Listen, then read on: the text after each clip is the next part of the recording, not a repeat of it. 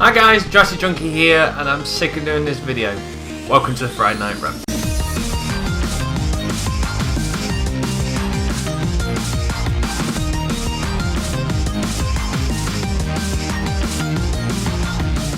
Well, I'm not sick of doing the Friday Night Rant. The simple point is that last night I decided to pre-record this because I'm going to the gym later tonight, and I thought that's cool, and I just kept on fluffing my lines up, and it went terribly wrong to the point where I actually headbutt the door and then was worried I couldn't film it again because I'd probably have a mark on my head. But no, all is good, and I've come to edit it, and it was cat. So here I am on a Friday morning filming it again. So because it's Friday morning, I was sponsored by Drink is a Cup of Tea. Can't be going for the hard stuff this early in the morning, plus I don't have any hard stuff in the house and waiting for my shopping to be delivered. So, let's crack on with some good stuff. First of all, I just wanted to mention one thing about EA. It's not worthy of your cheer spin, but it is that EA has been submitted for the worst company of 2013, and the way it works is you go down in different stages competing against other companies, and EA has won its first round, gone to its second round, which they are now fighting against Facebook. So, I can see them completely beating Facebook, and then they've got two more stages until they've won the worst company of 2013. So for once I am rooting for you, EA. Come on and let's win this worst company of 2013. So the major reason why I refilmed this is simply because I went on to a bit of a Nintendo rant, which I will do in a few moments, but MVC posted an article, so I took my information from it, spat it down the camera tier, and then as I finished filming, they released an article which went against exactly what they said, which made me to sound like a liar, so this is why we are doing it again. So, let's kick in with some Nintendo. Now, we've been speaking that the Nintendo sales aren't absolutely amazing. They start stuff great, they're starting to slow down, people aren't buying it simply because obviously we want to have more games. But the thing is, HMV are trying to shift the units. They're saying that no one is actually purchasing it. So the normal premium edition, which is £299, they've decided to knock it down to £199, and also to encourage you to buy it, they're chucking in Zombie U on top. So in other words, they're knocking about £140 off this entire bundle, which is a great price really, to the point where it made us kind of go, should we? And then we just went, no, because there's still no games, we are going to have it here just because it's cheap and it's still going to collect dust. And then on top of it, the actual Wii Mini is now coming out into the UK, and Game, the retailer, have actually turned around and says they will not stock it at all because there are of the underwhelming amount of people that actually said they wanted this unit. So Game have looked, asked if anyone wants to pre-order it, then looked at their sales and went, it's not even worth stocking it, which is just, this is the point. I can't understand why Nintendo did this idea in the first place. Let's make something which is a bit smaller than the original one, crappier than the other one, and more expensive than the other one, and people aren't really buying the other one anyway because there's a new one out. Yeah, that's a good idea, let's try that. So I'm kind of glad that blew up in their face because that was just a stupid decision in the first place. This is the kicker, this is the thing that makes me a liar now. MCV actually then turned around and says after the actual price drop of the Wii that still nobody was sniffing at it and the sales was terrible, which then made me go, look, even when it's sold quite cheap no one's buying it. And then when I finished, it's MCV or MVC, bloody hell, can't remember, but that M place, they then turn around and says I've had an increase of 125%, which means the actual unit is selling now. But I still don't think it actually means that the unit is now selling well. It just simply means that a lot of people, like I was, just saw a deal there and just thought, you know what, I'm going to nab it. So even if they keep it down to that price, I don't think that means you're going to get 125% sales across the next few months. I think it's going to dip down straight away because everyone just jumped on that bargain. And then the other thing on top of it is the major bugbearer for me of this entire thing is simply that Nintendo obviously called it the Wii U, which I think is a stupid idea, and I've said this many times on the camera because it just causes confusion. So Nintendo have kind of understood that they are causing confusion now, so a new set of posters are going to be released which simply just tells you why the Wii U, which is just a sheet of the Wii U stats versus the Wii stats, so people can easily compare the difference between the consoles and hopefully understand they are two separate consoles. But obviously the big bugbearer really is the games issue. Now, originally when the Wii came out, the Wii had a ridiculous amount of games because everybody jumped on it and started making games. Some terrible, some absolutely gorgeous gems. But the major thing that Nintendo turned around and says the reason we didn't get the full support from the third parties was simply because our graphics were standard graphics. There wasn't high def. So if somebody created a game for high def, they could easily ship it to the Xbox, to the PlayStation, nice and easy. The only problem is to port it over to the actual Wii meant you had to dumb down the graphics, which actually obviously costs a fair amount of time and resources to actually remake the game, but not in high def graphics, just to make it work for the Wii, which completely makes sense. Like I said, that was aimed at a particular market. Obviously the graphics wasn't designed for that, and that's fine, I've got no problem about that. But Nintendo said they've learned by the mistakes, and the entire idea now of having this glorious high-def console means that they can now port across the AAA titles onto the actual Wii U. So the Nintendo have obviously done what they need to do, and then it goes over to the third-party developers who then will create the games for the Wii U. Or you would hope they would. But looking at it now, there's been a list of a load of games that have come out said they're not even going to be touching the Wii U, and some of them consist of BioShock Infinite have turned around and said they have nothing brewing at the moment for the Wii U. The Witcher 3 and The Thief remake have both said that they're not going over to the Wii U. Crysis 3, Dead Island Riptide and Dead Space 3 have all turned around and said they have no plans at all to go to the Wii U. Grand Theft Auto 5 has said there's nothing announced for the Wii U, which obviously is not set in stone, it could still happen, but it says nothing at the moment. South Park Stick of Truth have turned around and said they just want to focus on the consoles that they've already developed for. So it could happen, but they just want to spend their time and resources on what they're doing at the moment. Tomb Raider's turned around and simply said that the platforms they are going to support is Xbox, PlayStation and PC, and no Wii U. And then the biggest kicker out of all of it is that we saw Battlefield 3 come out this week, which looks very, very nice. Don't know if I'm going to get it yet, but the point stands that this entire beautiful game sits on the Frostbite 3 engine, which is a gorgeous engine. And what's been said now, the Frostbite 3 will not support the Wii U, so therefore Battlefield will not go to the Wii U. But the big kicker is that Dragon Age 3 and the new installment of Mass Effect are both sitting on the Frostbite 3 engine, which means they won't be ported across as well, which is just crazy really, because obviously the Wii was launched with the idea that Mass Effect has been remade for it, so anyone that's then jumped onto Mass Effect, who's a Nintendo fan and probably not played the original series, got into Mass Effect and probably like, great, this is a great game, I can't wait for the next installment, and that will never come. Now it's a bit worrying at the moment that more and more people are pulling away and not actually supporting the Wii U. Now that's not to say that there's not going to be some great games, because Nintendo, as we know, do turn out a lot of the same old stuff, but obviously they turn out some beautiful gems as well. So the thing is, Nintendo's got to step their game up. But at the moment, I always thought it was on a bit shaky grounds, and I just think it's even more crumbling ground. So they need some support really. So it's going to be an interesting few months to see exactly what happens with this. So that's the Nintendo bit over. Like I said, I'm going to obviously just be keeping my eye on the stats and figures and see what's happening, but it's shaky grounds at the moment. So the next thing I want to talk about is still slightly Nintendo related, and that is on the 3DS we have the Pokemon Black and White, and what they do is a very cool feature. If you take your 3DS to a Wi-Fi spot and it detects it, then you'll actually get a free character. Now, the idea to get these wireless hotspots all the way around the country would obviously cost a lot, so the simple idea is they've asked the retailer to actually turn their Wi-Fi on and be the hotspot, and then in return people may go into the store and might even purchase a game, so it works well for both of them.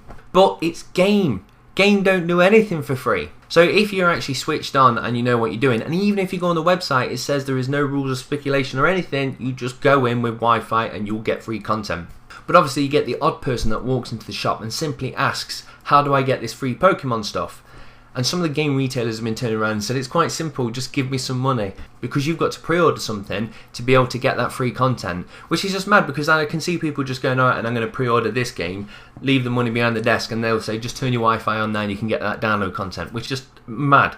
Now this doesn't mean that every game shop is doing it, it's just reports on the internet that several different games have asked them to pre-order a game before they can have access to the Wi-Fi.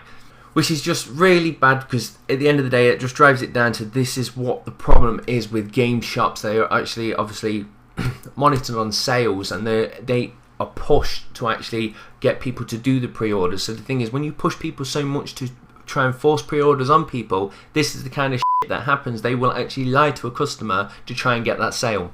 Whew! Feel like I'm talking quite a lot. Probably because half of this is already in my head, because I spent an hour last night prattling about doing it. Oh, twinings. So the next thing I want to talk about is Kickstarter, and I always say great things about Kickstarter, and I do think it's a great platform to be able to get money from people to developers to give us games. Awesome. But this is a very interesting story that's come out this week, and it consists of a 9-year-old by the name of Mackenzie.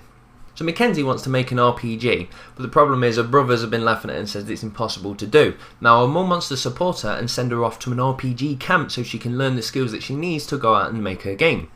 Now the problem is, to send Mackenzie to the RPG STEM camp, it's going to cost $829. So her mum's decided to create a Kickstarter, because obviously if you're the age of 9 you can't create your own project on Kickstarter. So her mum's done it for her, simply asking for the funds so we can send her off to learn how to make games. Now, the idea behind this is quite sweet. When I first read it, I was like, that's awesome. You know what? You've just touched my heart. That little bit where EA's made it black is starting to warm up again. But at the same time, if you start to read through, she simply says that she's got a Mac and she's got a Kindle Fire HD, but she also wants to have a laptop.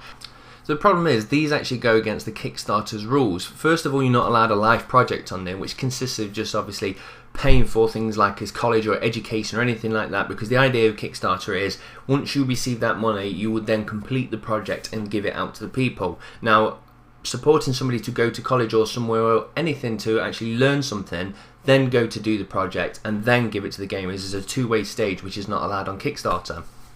At the same time, you're not allowed to ask for actual individual things such as laptops. And then the third thing on top of it is that her mum set up a Twitter account and she's now just retweeting, at-in. I don't even know how to say that, at-ing. Where you at people, you include people into your tweets. I don't know the actual proper tweeting word for that. And the point is, she's spamming everybody to try and get the word out, so overly everybody retweets and tries to get this done. And again, Kickstarter says spread the word and not spam, and one of the rules of what spam actually is exactly what she's doing. So she's kind of broke 3 rules there straight away. Now, first of all, you might be thinking, God, EA has made your heart so black, because why are you picking all these tiny faults with this 9-year-old girl who just wants to make a game? Luckily enough, one of the people on Reddit actually looked in to find out who this actual woman was, the mum, whose name is Susan Wilson. Now, Susan Wilson is a bit more than what she appears. On the outside, she looks like a nice mum that just wants to send her kid off to camp to learn how to make an RPG. But deep down, she's rich. Now, first of all, she's the actual founder and CEO of the Judgment Group. She's on Fortune's top 10 list of the most powerful entrepreneurs. She's also on CNN's list of one of the most powerful female entrepreneurs. And to top it off, if you actually go onto the Judgment Group website, it simply states that prior to starting the Judgment Group, Susan was a founding member of the executive vice president of a technology startup that raised $12 million in the venture capital and became Kinkoss.com and was sold in 2000 to a copy giant of Kinkoss for $100 million. Then on top of that, the actual Redditor that actually found this little snoop has gone onto Facebook and found actually hasn't looked down her profile, so she had a quick look, and there is a post on there which is her stating that she had a great night on blackjack and managed to win £1,500, which she then spent on shoes. Which is just ridiculous if this mum is the CEO of this company and is buying 1,500 shoes, but at the end of the day she's begging us for $829 to send her kid away to camp. Now the problem is that obviously all these people are quite nice people, and then we have all jumped in and actually paid for it, and at the moment it's sitting at $22,000 to go to Mackenzie. And at the moment there's about 20 days left, so plenty more time to bring that probably up to £100,000. Now, on one hand, all this stuff about her mother could be lies. Now, I'm going to say that they're not, because one, she's got a photo on the Kickstarter. I've checked that photo against the one on the actual Judgment Group, and it is the same person, and that also goes for Facebook. But even so, if she managed to, for instance, lose all that money over the last few years and is now completely skinned, the point is, if you wanted $829 to send your girl away to camp, when you made your first £1,000, you'll probably be quite happy at that. You wouldn't then go onto Twitter and start spamming the hell out of people to try and bring in more money. So, one, I'm really upset that the problem is she's probably got a lot of loot, and the people that are funding it are people like me and you that don't have that much money. We just do it out of the kindness of our heart. And two, I'm upset that Kickstarter's not stepped in, because when this first blew up on Reddit, I wrote an article of it on Gaming Unity, then I sent that off to Coca2 and Joystick and all the different websites to see if we can get them on board, and a day later they started writing about it as well. So the point is, the word is now getting out. I would have thought by now Kickstarter would have actually picked up on that news and actually banned her from there. Now, I know it's quite hard that Kickstarter to turn around and say, we think you're rich so you shouldn't be doing this, because that's not really them should be doing that. But the point is that they broke the rules by simply having a live project on there. So just with that alone, they could just walk in and go, you know what, we're going to ban you just because of this. And then at least they're not going to look like bad guys. So the moral of the story is, just do a bit of Googling before you actually back a Kickstarter. So, the last thing I want to talk about, while slipping some of my sweet breakfast twinings, is Gearbox. And I'm actually going to turn this into the question of the week, because I'm very clever like that. And what it is that Gearbox have obviously made Borderlands 2, and they've been doing some DLC for it. And to be fair, I've heard great things about the DLC, but they also offer a Season Pass. Now, a Season Pass is great value. If you're going to buy all the DLC, you might as well get a Season Pass probably on any game, really, because obviously it works out a lot cheaper. I've done it with Battlefield 3 and I've got all the content. Kind of wish I didn't get the season pass now because I don't think the content is all that great, but the point still stands.